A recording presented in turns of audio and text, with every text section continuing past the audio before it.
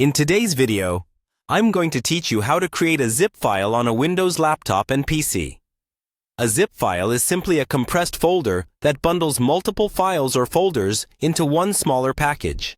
It makes sharing, uploading, and archiving much easier, and it helps reduce the total size without changing your original files. Start by opening File Explorer and navigating to the files or folders you want to include.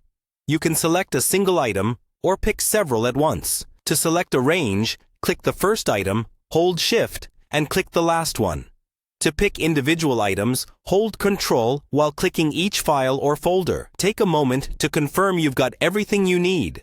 Whatever you select now will be what goes into the zip. Next, right-click your selection. On newer versions of Windows, you'll usually see an option called Compress to Zip File right in the context menu. Click that, and Windows will instantly create a zip in the same location. If you're on an older version of Windows, or you don't see that option, click Show More Options, then choose Send to, and then Compressed, Zipped folder. It's the same result, just a slightly different path to get there. Windows will generate the zip and highlight its name so you can rename it right away. Type a clear, descriptive name, something like Project Files June or Photos Trip, so you can easily find it later. Avoid special characters like slashes or question marks, and press Enter to save the name.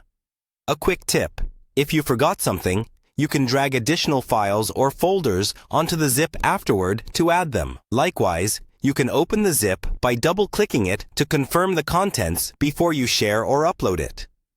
For large sets of files, you may see a progress bar. Let it finish before moving or closing File Explorer. Your zip stays in the same folder where you created it, so if you start it on the desktop, it will appear there. From here, you can attach it to an email, upload it to cloud storage, or copy it to a USB drive. If you're compressing a single file, the zip will typically take the same name as the original. You can still rename it as needed. That's all there is to it.